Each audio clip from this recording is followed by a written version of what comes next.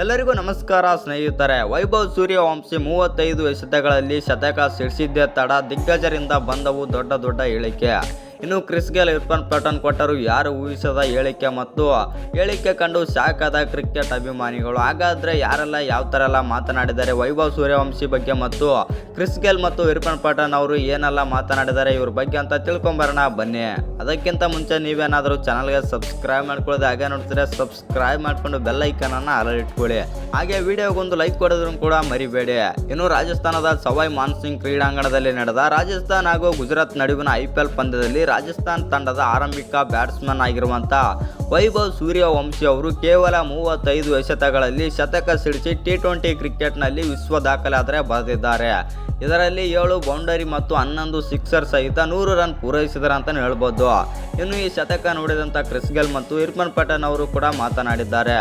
ಇಂಥ ಆಟಗಾರನನ್ನು ನಾವು ನೋಡೇ ಇಲ್ಲ ಮತ್ತು ಈ ವಯಸ್ಸಿಗೆ ಈ ಥರ ಎಲ್ಲ ಆಡ್ತಾ ಇದ್ದಾರೆ, ಮುಂದೆ ದೊಡ್ಡ ಆಟಗಾರನಾಗಲಿದ್ದಾನೆ ಎಂದು ಕ್ರಿಸ್ ಗೇಲ್ ಹೇಳಿದ್ದಾರೆ. ಇನ್ನು ನನ್ನ ದಾಖಲೆ ಯಾರು ಮುರಿಯಲು ಸಾಧ್ಯವಾಗೋದಿಲ್ಲ ಅಂತ ನಾನು ಅಂದ್ಕೊಂಡಿದ್ದೆ, ಆದರೆ ಈ ಹುಡುಗ ಆಡೋದನ್ನು ನೋಡಿದರೆ ಮುಂದೆ ಇವನೇ ಮುರಿಯೋ ಚಾನ್ಸಸ್ ಇದೆ ಎಂದು ಇವರು ಕ್ರಿಸ್ ಗೇಲ್ ಹೇಳಿದ್ದಾರೆ.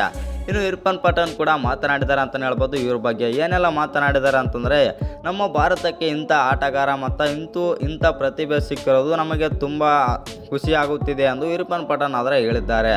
ಇನ್ನು ಈ ವಿಡಿಯೋ ಇಷ್ಟ ಆಗಿದ್ದರೆ ಒಂದು ಲೈಕ್ ಮಾಡಿ, ಶೇರ್ ಮಾಡಿ. ಹಾಗೆ ಇನ್ನು ಯಾರ್ಯಾರು ಚಾನಲ್ಗೆ ಸಬ್ಸ್ಕ್ರೈಬ್ ಮಾಡ್ಕೊಂಡಿಲ್ಲ ಸಬ್ಸ್ಕ್ರೈಬ್ ಮಾಡಿಕೊಂಡು ಬೆಲ್ ಐಕನನ್ನು ಆಲ್ ಇಟ್ಕೊಳ್ಳಿ.